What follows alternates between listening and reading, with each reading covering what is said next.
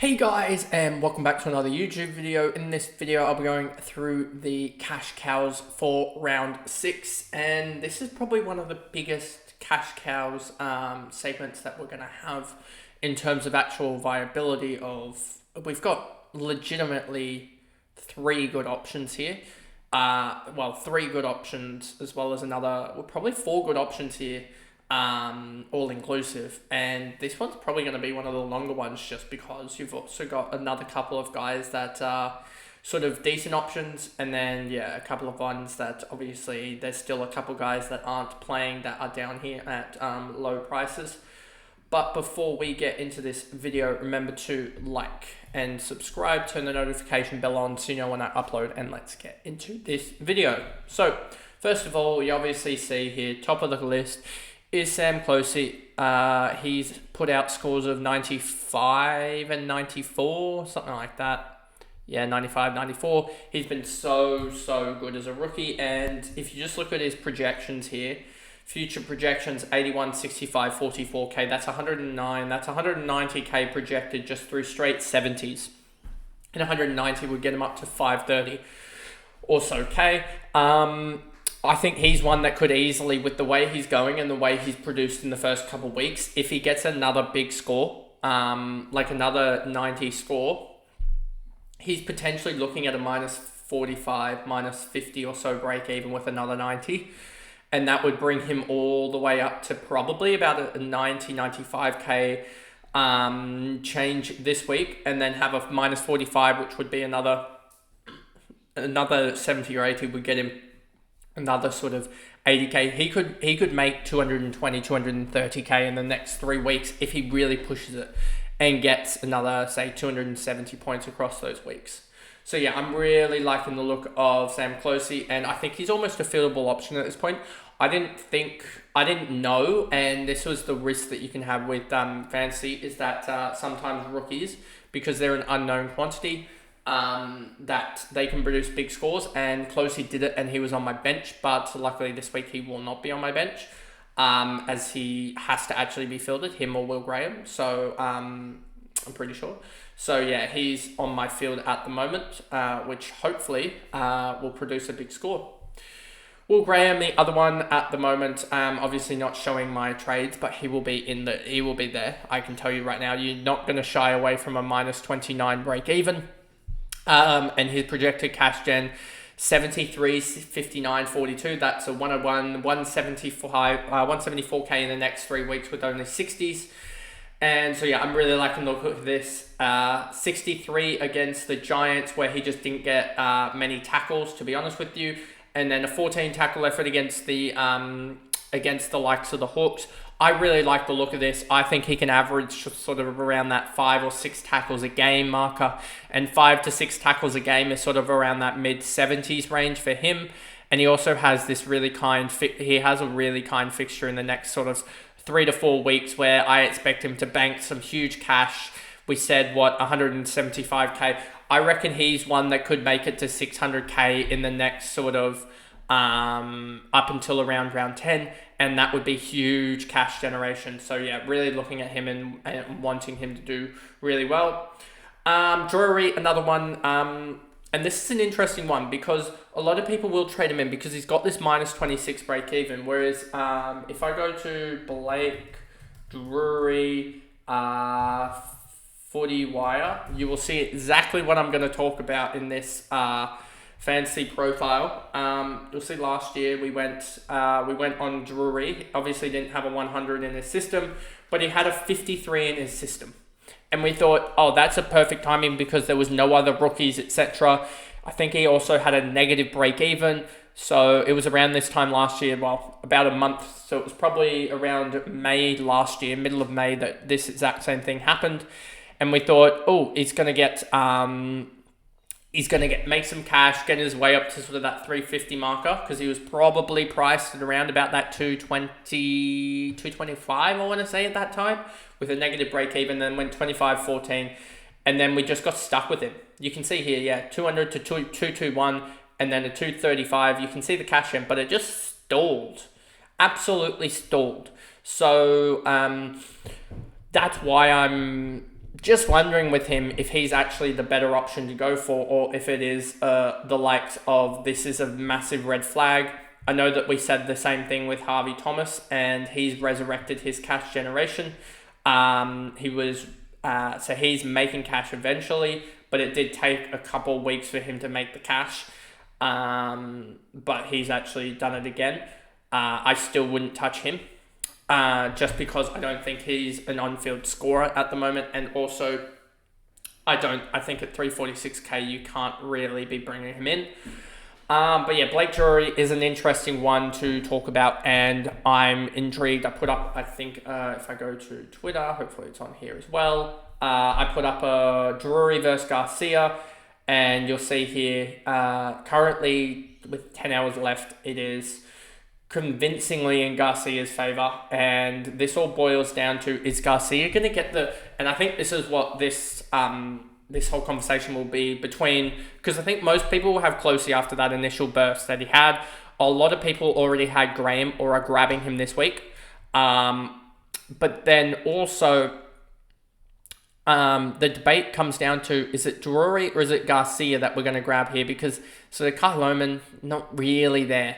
314k, I think he's an alright option if you already somehow have Closey, Graham, and then also already have somehow Garcia or a Blake Drury, which you wouldn't have gone early on Drury.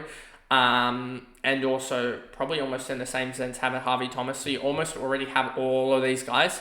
So yeah, so I just think that Lohman's a little bit behind the curve in the sense on all these guys. Charlie Dean, we don't need to talk about. Biggie, I think he's not a position that's fantasy relevant, to be honest. Even though he did score at 83, I'm just worried that he will not be able to sustain that. We have seen Charlie Comben scored a 69 after a 107, so he was pretty good. I just don't know if his marks are sustainable.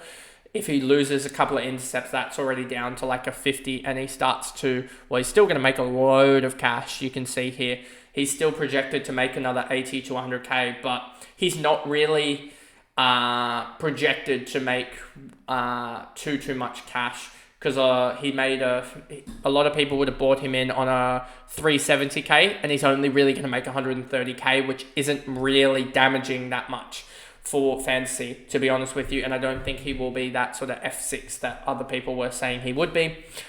So that's why I wouldn't bother with him. Harrison Jones, I think he's having a good spurt at the moment, but you see that 17 here, no thank you. I don't want to bring him in. Back to sort of Comben, Jones, Biggie Nuwan, as well as sort of Charlie Dean, if he was ever to get back into it. They all sort of have one thing in common, is that they all play key position, and we know that in fantasy, key positions tend to not score well. So that is why I tend to stick away from them, as well as also Blake Drury's playing that small forward role. We saw the same thing with Dersma as well. If we go to Dersma, you'll see he now has a 51 break even for those people who jumped on him, and he really hasn't made terribly much cash. Averaged 53, which is what I sort of expected him to average, and 411k, and now is probably going to lose cash just because he's had sort of up and down performances. So that's why you don't go early on these, or you don't go for these guys that play this sort of graveyard shift type of role. That is that key forward or that medium forward or even a small forward. You don't pick forwards on bad sides. It's as simple as that.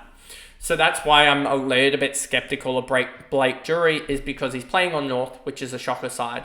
He's playing that small forward, which is generally not a fancy relevant position. We saw it with Campbell on a slightly better side, in my opinion, in Richmond, and how that occurred, and how he's averaging sort of 50. So I wouldn't be surprised if Blake Drury, what's his projections here? That sort of falls flat on its face in about 4 weeks' time of 48s, and he's typical that he will score a 20. So that's 101, 131. I'm projecting, if all goes well, I project a 200k cash generation from him. Whereas Will Graham is the obvious one. He's gonna make 250, 300, 350k honestly with the way he's going. And then you have Hugo Garcia, whereas if he doesn't get the sub role, he could genuinely, he scored 53 in 53% time, 34% time on ground. I know that is inflated, but if we go to here, we go to DFS, and we go to Hugo Garcia, I think you will see his Sandy Dragons form will be pretty good. It'll just be interesting. Yeah, you can just see here 109. He has the scoring potential, and you just see with 2020 in 2023. If we go back here, you'll see he averaged, I'm pretty sure, like 85 maybe in the NAB league. No, it's going to be higher. It's going to be up in the 90s. 91.9 in 9 games in the NAB league in his senior year.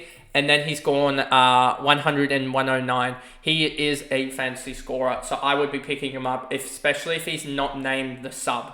If he's not named the sub, it will be interesting, but obviously could be named the sub again, which would suck because he honestly deserves a run. He was a game changer.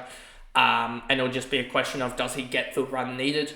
So I would almost be warranted to go and look, we can do the same comparison here to Drury, and I think you will see the same thing happen here where you will see just look at his VFL form. If you look at his VFL form, you will see here, and remember that Garcia was in the hundreds for VFL, and Drury is in 61.9. So there is about a 40-point difference, and obviously you have to remember that VFL scoring to AFL scoring, there's going to be a scale down because most of the big scorers in the VFL are like 120, and then they come to the league and average like 70 or so.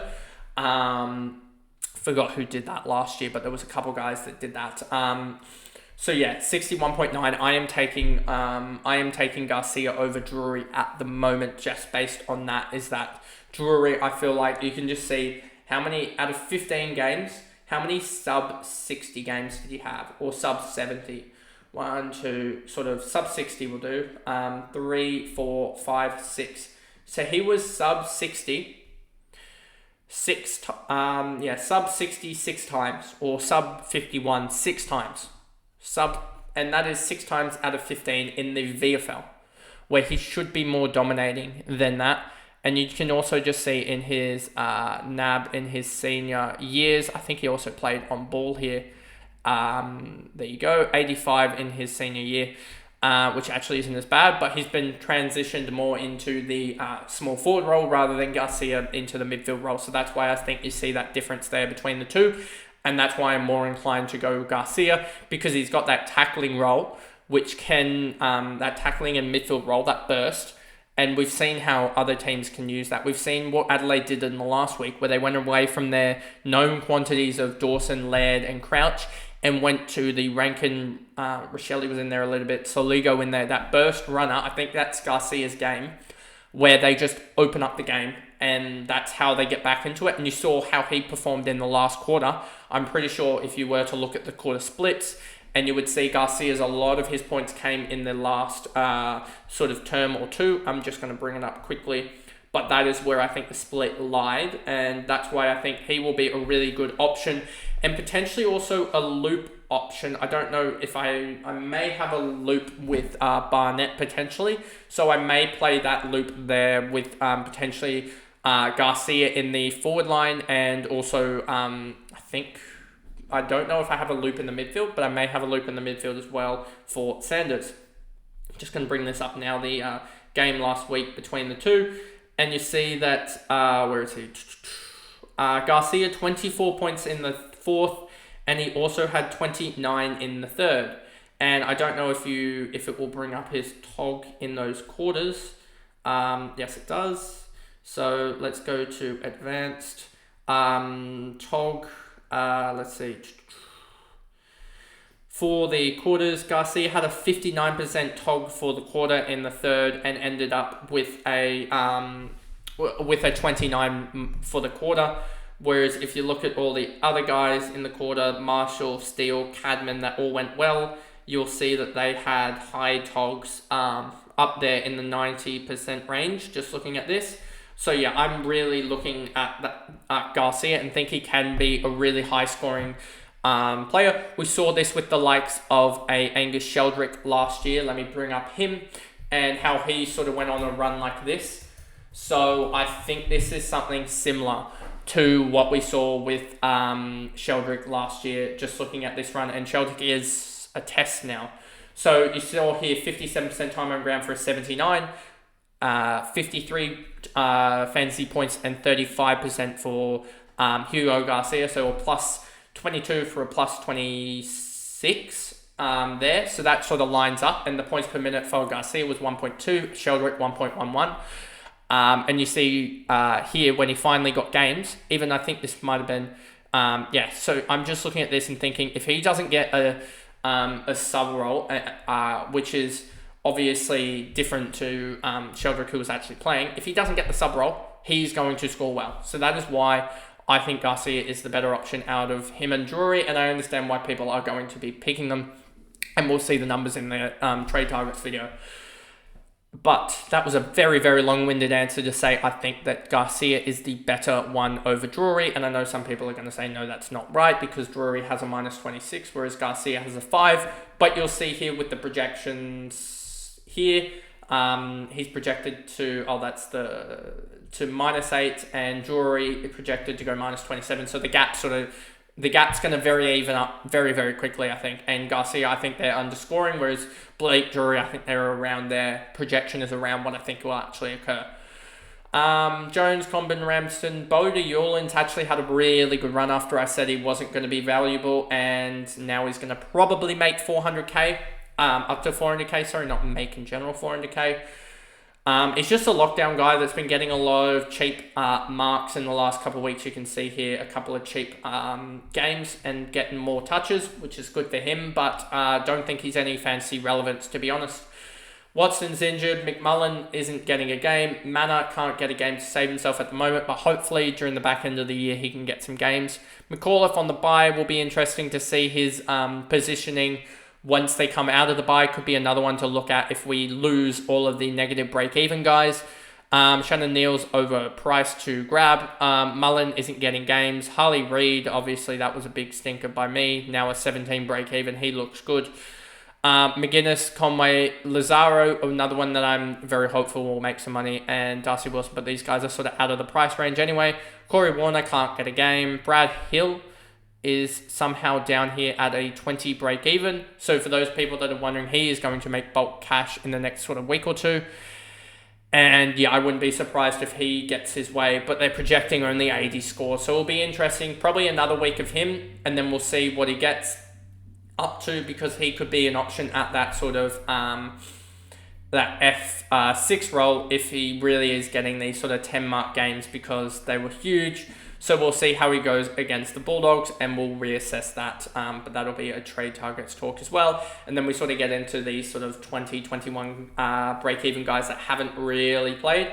So anyway, that pretty much is the video there of the cash cows. I know I went on a lot about the debate between Drury and Garcia, but I think that is the genuine debate for the week, as they're both the two guys in the 200k range. And you sort of don't want to pay for these sort of low scoring guys, or potential low scoring guys in Thomas, or, well, I mean, Loman's actually doing really well outside of the sub. When he's not getting sub, he's averaging sort of 70. But yeah, I wouldn't be going for any of these 300k guys, especially with the potential for the sub. And I think most people have Closey already. Graham, I think most people are jumping on him. I think he'll be the number one trade in. So I think it's just that debate between the likes of Drury and Garcia, and I think Garcia, generally, we went through that. I think he is the better option. But anyway, that is the video, and I'll see you guys in the trade targets video. Bye, guys.